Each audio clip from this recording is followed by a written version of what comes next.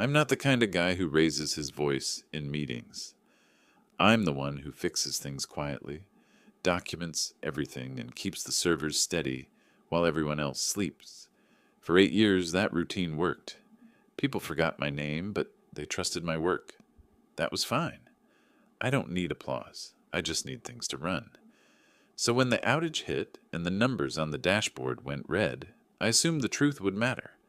I assumed people would ask, calmly, what changed, what logs showed, and what we could roll back. That's how it always was. But this time, someone decided the truth was optional. It started the morning after the downtime. 43 minutes offline. 43 minutes that cost the company $1.8 million in delayed transactions, chargebacks, and SLA penalties. By 9 a.m., the story was everywhere.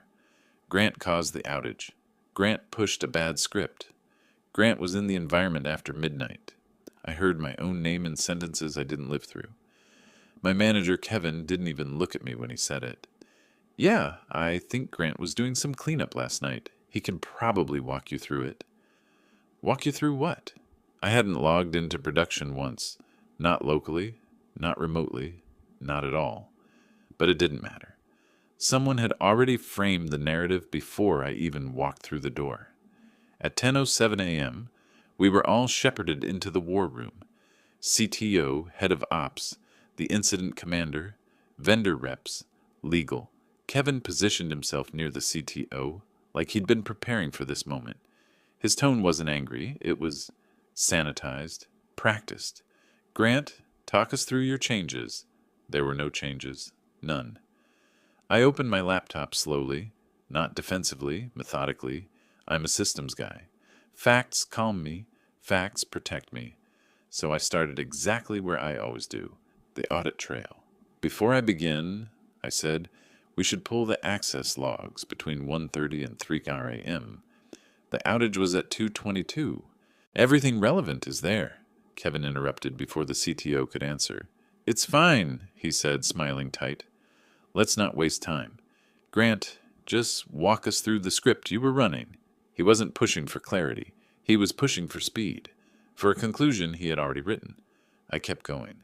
Before I explain anything, I need to confirm one detail. Was there any hardware access, any external media recognized by the servers? Vendor rep frowned. External media. Yes, I said. USB, portable drive. Anything not in the asset list. Kevin scoffed. We're not doing conspiracy theories. I didn't look at him. I didn't need to. I was watching the CTO, because the CTO wasn't dismissing me. He was listening. The room got quiet for 3 seconds, the kind of quiet that means someone in power is thinking. The incident commander typed something into the terminal. Log scrolled. Timestamps. Session opens. Session closes. Then, 2:17 a.m., external USB device mounted.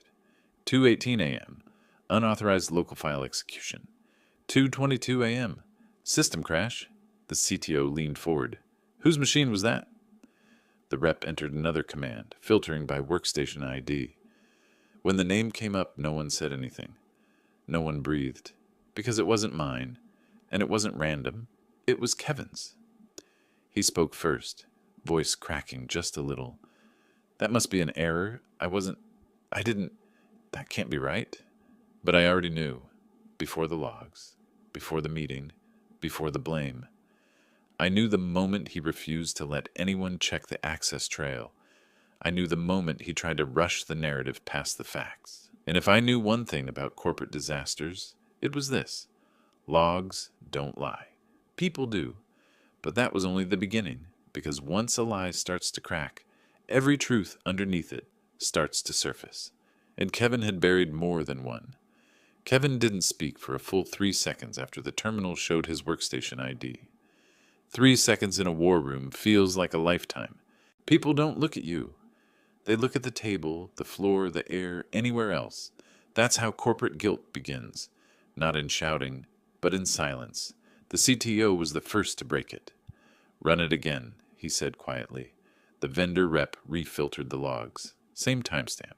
Same device ID, same workstation, same mount event, same unauthorized execution. Nothing changed. Kevin finally exhaled. That's impossible. I wasn't even on VPN last night. CTO didn't raise his voice. Then help me understand why your machine executed a binary at 2:18 a.m. Kevin backpedaled hard. I mean, I was home. I wasn't on anything. Maybe someone spoofed my device ID. Or maybe the logs are corrupted because of the crash. He threw out every classic excuse in the book. Corruption, spoofing, phantom processes, legacy drivers. All the things you mention when you're hoping someone in the room doesn't understand how systems actually behave. I didn't say a word, because I already understood the pattern. He wasn't defending himself. He was building distance, laying down fog, creating just enough uncertainty that someone above him could grab onto it and say, well, we don't know for sure. But the CTO didn't look uncertain. He looked annoyed. Let's take a step back, the incident commander said, trying to stabilize the room. Grant, can you walk us through any activity from your side? That was the moment Kevin needed. He latched onto it instantly. Exactly, he said, pointing at me without pointing. We all know Grant works late. He probably forgot he was in the environment. He's tired, stretched thin. It happens. Not stretched thin, not tired, not in production, and not responsible for a single event that night. But he was trying to drag me back into the center of the spotlight, the place he'd prepared for me hours earlier, before the logs, before the meeting, before the truth leaked through the cracks.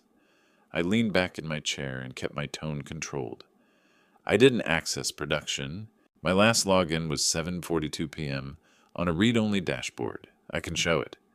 Sure, Kevin snapped, but that doesn't explain why the system crashed minutes after an unauthorized execution. The CTO cut him off. Kevin, stop redirecting. We're talking about your workstation. The room shifted. You can feel these changes physically, like pressure dropping before a storm. Kevin forced a laugh he couldn't sell.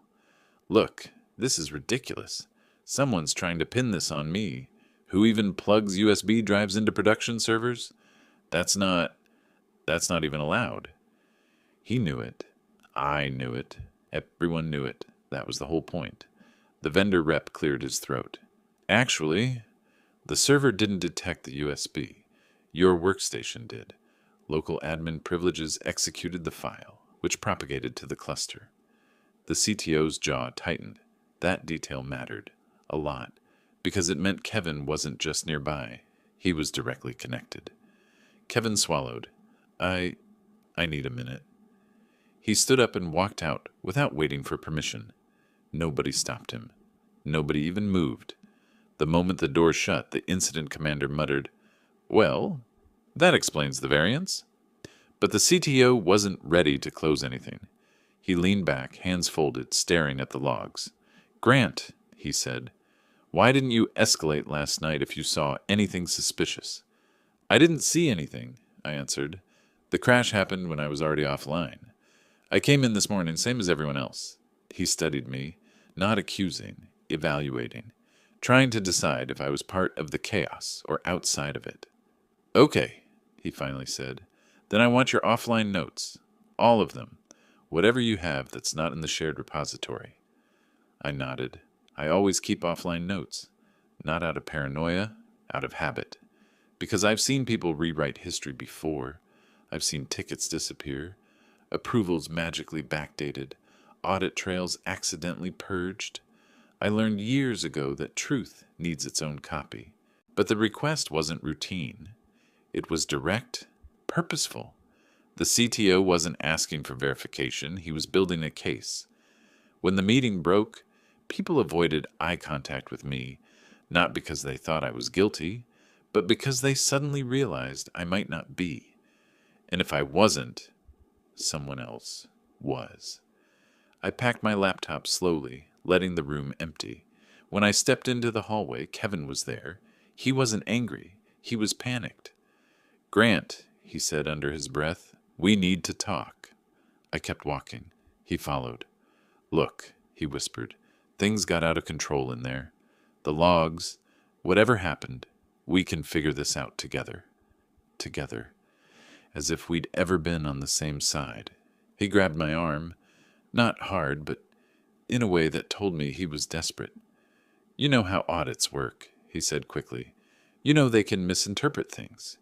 If they think this was my fault, they'll bury me. HR, legal, everyone, you don't want that." What I wanted didn't matter to him. What mattered was preserving his version of the story. He leaned in. "If you support my statement, I can make this easy for you. I'll say you were helping me troubleshoot, that we were working on the same ticket. Paperwork can match that. It'll protect both of us." Both of us. A bargain carved out of smoke. I looked him in the eye. "Kevin, I wasn't there, and neither was the truth you told the room." His face changed. The panic stayed, but something colder joined it. Calculation. "This isn't over," he said. He was right. It wasn't. Because the more he pushed, the clearer his motives became. And the more he tried to drag me down with him, the more I understood one thing. He wasn't trying to survive the incident. He was trying to survive the investigation. When I got back to my desk, I didn't open any dashboards. I didn't check alerts. I didn't even read the incident thread. I sat there with my hands on the keyboard, staring at a blank terminal window, realizing something I hadn't admitted to myself until that morning. It wasn't the outage that broke me. It was the moment I understood how easy it was for someone to rewrite a story I hadn't even lived. Kevin wasn't unique. He wasn't brilliant. He wasn't a mastermind pulling strings in the dark. He was ordinary. And ordinary people can do extraordinary damage when they're trying to save themselves. I closed the terminal and opened my offline notes instead. Not the cleaned up version I keep for meetings. The real one. The one with timestamps, screenshots, cross-references, and the exact sequence of alerts from the last 6 months. Because that was when Kevin's pattern started. Small things at first. Missing entries in changelogs, approvals with no corresponding tickets, a firewall rule modified without a request ID, a recovery script deleted from the shared repo. Nothing worth raising a flag over individually, but together they formed a shape, and now that shape had a shadow. I opened a folder I hadn't touched in weeks. Anomalies, Kev, Legacy. It wasn't even meant to be a warning, just habits. When something didn't add up, I logged it. Not to expose anyone, not to build a case, just to understand. But understanding is a dangerous thing when someone else depends on confusion. I scrolled through the entries. A pattern emerged that felt too familiar to dismiss. 2:11 a.m. Approval rerouted. 2:14 a.m. Backup job suspended. 2:16 a.m. Deployment lock removed. 2:17 a.m. External drive mounted on Kevin's machine. These weren't random accidents. They were a workflow, and workflows don't happen by mistake. At 11:40 a.m., I received an email from the CTO. Subject, need your time. 2 p.m. No body text, no attached files. Just an invitation that told me two things. He wasn't done analyzing. He wasn't waiting for Kevin to volunteer answers. I didn't respond. I didn't need to. At 12:05, HR pinged me. "Can you come down for a quick chat?" HR never wants a quick chat. They want documentation. They want tone. They want to know if you're a problem or a liability. The HR rep, Melissa, looked at me like I might break at any moment. "Grant," she said softly, "we just want to support you." I heard the war room was tense. Tense wasn't the word. Tense is traffic. Tense is a project deadline. This was something else, something that hummed beneath the fluorescent lights, like static before a storm. She continued, "We're gathering perspectives to ensure transparency." Translation, they were deciding who to believe. "Did you notice anything unusual before the outage?" she asked. I thought about lying. Not to protect myself, but to avoid becoming a pawn in whatever game Kevin had started playing. But I realized something important in that moment. Something that shifted the weight inside me. Silence protects no one. Not the innocent, not the guilty, not even the bystanders. So I answered plainly, "No, Nothing unusual that night. But I've seen patterns the last few months that concern me. She perked up. Patterns? I nodded. Changes without approvals, backdated tickets, logs that didn't match deployment schedules. Did you report these? Not formally. She typed something quickly. Of course she did. In a corporation, the moment you say you noticed something but didn't escalate it, you become a liability by omission. But I wasn't afraid. Not anymore. Because in that same moment, another realization hit me. I had spent years being the quiet one who kept the system running. And in return, people like Kevin assumed my silence was permanent, that I'd rather endure than confront, that I'd rather fix than question. Maybe they were right before, but the outage changed something in me. When I left HR, I walked back to my floor, passing by Kevin's closed office. He was inside with someone, voices low, tight, agitated. Through the frosted glass, I saw movement. Him pacing, hands flailing, then stopping with his palms pressed against his desk. He wasn't preparing explanations. He was fighting for a version of himself he had already lost. I sat at my desk, opened the incident timeline, and began writing my own account. Not dramatized, not defensive, just factual. Timestamps, commands, screenshots of my access logs, side-by-side comparisons between the audit trail and the modifications that didn't match. Not for HR, not for legal, not for revenge, for clarity. Because clarity is the one thing people can't talk their way around. At 1:57 p.m., the CTO messaged me, "Bring everything." I walked into his office at 1:59. He didn't gesture for me to sit. He was staring at two monitors, both filled with expanded logs from the night before. "Grant," he said without turning, "I want your professional opinion. If someone were to create a pathway to bypass deployment locks, how would they do it?" I knew exactly what he was asking, and exactly why. But there was something else too, a tone that wasn't suspicion. It was disappointment, not in me, in the system around us. I answered honestly. There are 3 methods. 2 require root access. 1 requires physical access. He finally turned and looked at me. Which one matches last night? The physical one. He didn't speak for a moment. Then he pulled up a zoomed-in frame from the security camera outside our server room. It showed a person entering at 2:13 a.m.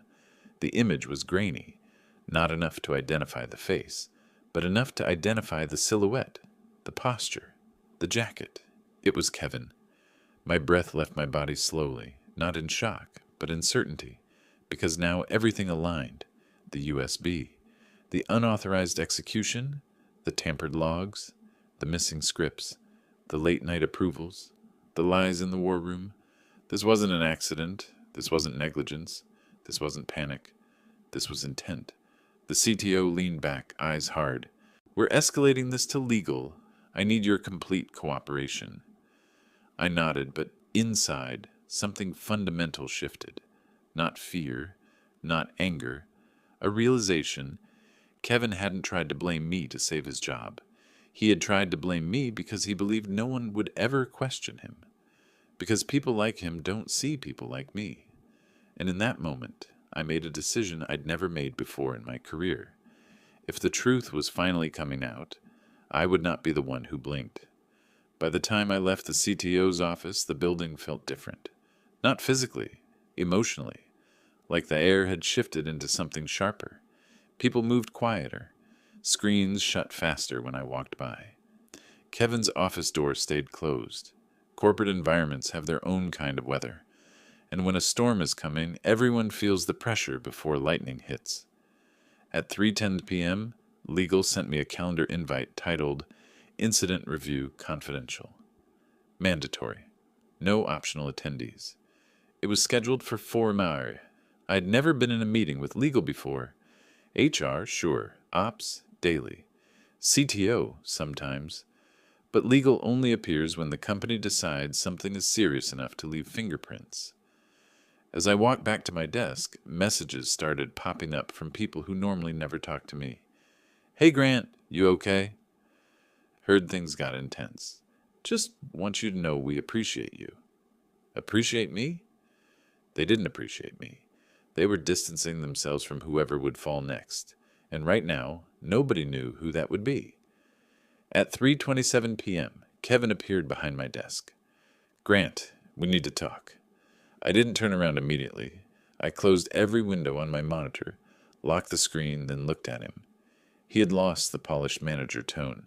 His voice was tight, his shoulders hunched, his eyes restless. He whispered, "Walk with me, please." I followed, not because he asked, but because whatever this was, I needed to see it. He led me to a small break room no one used except interns. He shut the door. "Grant, listen." He rubbed his face, fingers trembling slightly. "I didn't do anything malicious. I wasn't trying to sabotage anything. I was pushing a quick patch because we were behind on the vendor deadline." A quick patch at 2:17 a.m. using an external drive, bypassing deployment locks, executing an unsigned binary. Nothing about that was quick. "And then the crash happened," he said. "I panicked. I didn't know what to do."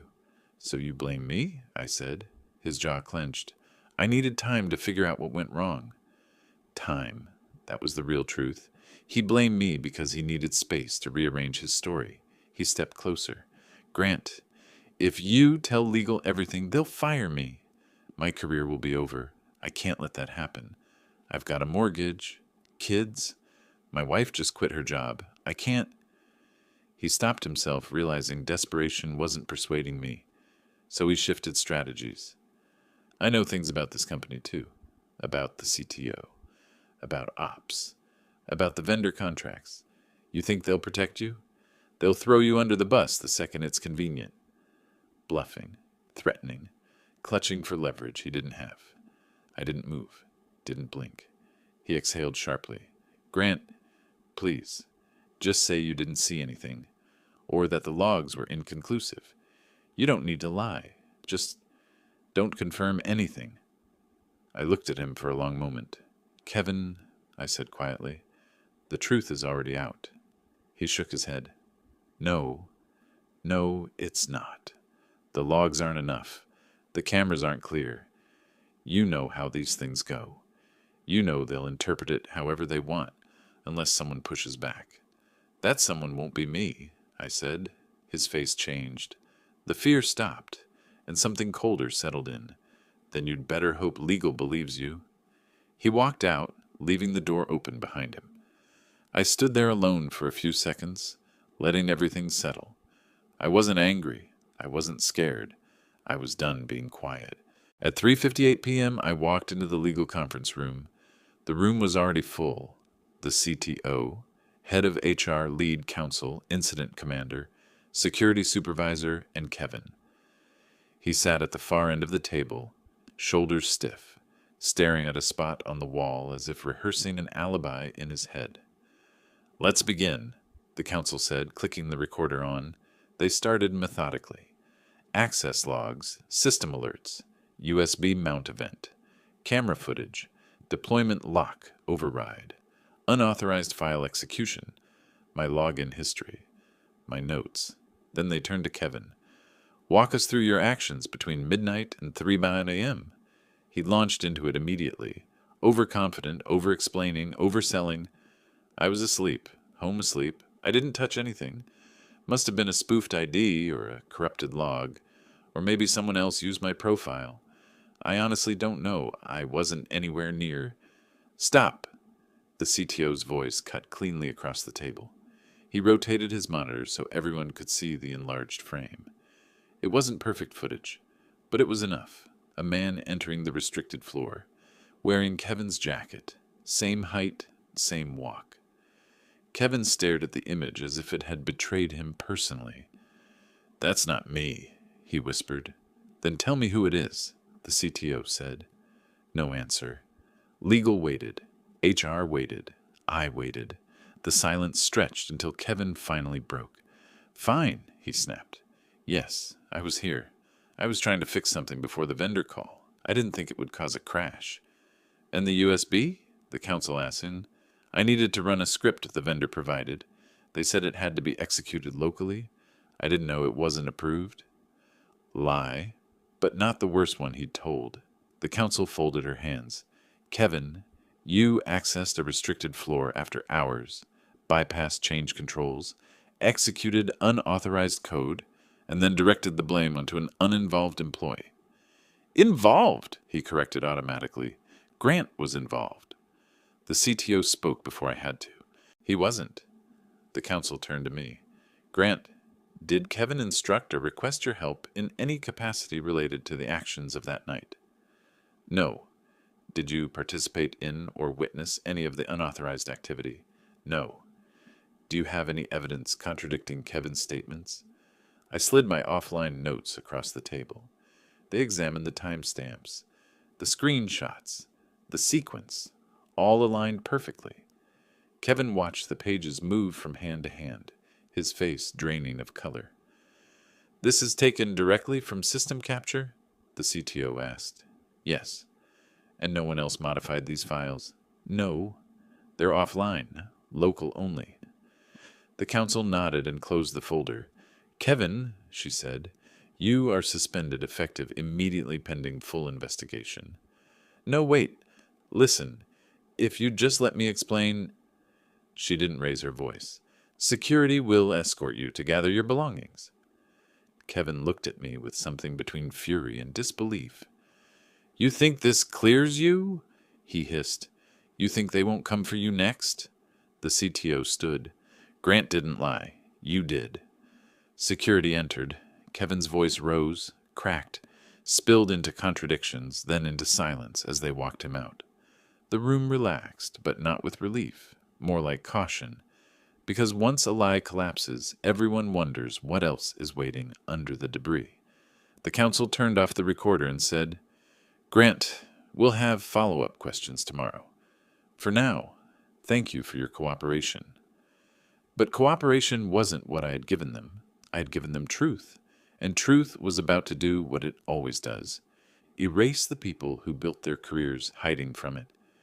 Kevin's suspension should have felt like victory. Instead, the building just felt quieter, not peaceful, cautious. People didn't whisper about me anymore. They whispered around me. Legal's all over this.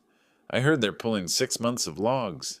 CTO's furious. Not at Grant. At the process. A different kind of attention, but attention nonetheless. The next morning, I arrived earlier than usual. Not to prove anything, just to anchor myself. I've always believed routines matter most when everything else is chaotic. At 8:12 a.m., HR called me in again. This time, it wasn't the soft, polite version of HR. It was procedural. HR. Clipboard. Forms. Compliance statements. Grant, Melissa said, we're conducting the final sequence of interviews today. Legal has reviewed your offline logs. We need to verify some contextual details. The CTO joined remotely. Counsel joined in person. Security reviewed badge logs. Every question they asked made sense. When did I notice irregularities? Why did I document them? Why hadn't I escalated sooner? I answered everything plainly. No embellishments, no defensiveness. Because the truth had one advantage Kevin never understood. It didn't need choreography. Around 9:40 a.m., the lead counsel closed her binder. Grant, one final question, she said. Is there anything you left out? Anything material to the events of that night or prior? I thought for a moment, not because I was hiding anything, but because I wanted to be sure. No, I said. Everything's in the logs or in my notes. She nodded. Then we're done. For now. I walked out of HR's office with a strange sense of weight lifting off me and, slowly, like a pressure valve turning. Not relief. More like balance returning where it had been disrupted. At 10:03, the CTO messaged me. My office, 11 hours. No subject. No explanation. When I walked in at 11 sharp, he didn't waste time. Kevin gave a formal statement this morning. I stayed quiet. He tried to place partial blame on you again, he added, voice flat. Claimed you failed to escalate past anomalies that contributed to a culture of oversight lapses. I nodded once. I expected that. People like Kevin don't stop rewriting the story just because someone stops listening. The CTO continued. We compared his statement to your logs, to the access history, to camera footage, to vendor records, to deployment timelines. He turned his monitor so I could see a full timeline, color-coded, layered across 6 months. Red entries, Kevin's inconsistencies. Yellow entries, deviations from protocol. Blue entries, my logs. All of them aligned into one narrative. His footprint everywhere. Mine nowhere near the blast radius. The CTO leaned back. Grant, I want you to understand something, he said. You didn't just cooperate. You saved us from making a catastrophic disciplinary mistake. By not speaking up earlier, I replied, I made the investigation harder. Maybe, he said, but you also preserved the evidence. All of it. He wasn't praising me. He was acknowledging something deeper. My way of working wasn't silence. It was documentation. And documentation had exposed what words alone couldn't. He slid a document across the table. We're implementing changes. New approval flow. New access policy. You're being moved onto the redesign project as a senior systems lead. I blinked. Is this permanent? I asked. Yes, he said. Consider it a correction to something that should have happened years ago. For a moment, I didn't speak. Not from shock, but from the rare feeling of something landing exactly where it belongs. When I left his office, I passed legal's floor. Through the glass, I saw Kevin sitting stiffly, hands clasped, staring at the table. Security waited by the door. He looked nothing like the manager who tried to command the war room. He looked like a man watching his own narrative disappear in real time. A few minutes later, security walked him out. No shouting, no scene, just quiet footsteps and the soft click of the lobby door closing behind him. Corporate endings aren't dramatic, they're administrative. By noon, his email auto-replied, "This user is no longer active." By 12:30, his permissions were revoked. By 1, his name was removed from the org chart. People whispered again. But this time, the whispers weren't about blame. They were about consequences. At 2:14 p.m., the incident commander stopped by my desk. Your timeline, it's one of the cleanest reconstructions I've ever seen, he said. We're using it for the official report. I didn't say anything. I didn't need to, because the next words meant more than any compliment. And Grant, we're making your offline logging method standard practice. I watched him leave, then finally allowed myself to breathe. Not because Kevin was gone, not because my name was cleared, not even because my work was recognized, but because the story that nearly buried me had collapsed the same way it was built, in the exact order of its own lies. Later, as I packed up to leave for the day, I opened my offline notes one last time. Not to add anything, not to review, just to close the file. And with it, the chapter that had forced me to stop being the quiet guy who fixes everything in the background. I realized something simple, something grounding. I hadn't changed to win. I had changed because the truth finally needed someone who didn't hesitate. And for once, that someone was me. When I walked out of the building, the air felt different, clearer, balanced, earned.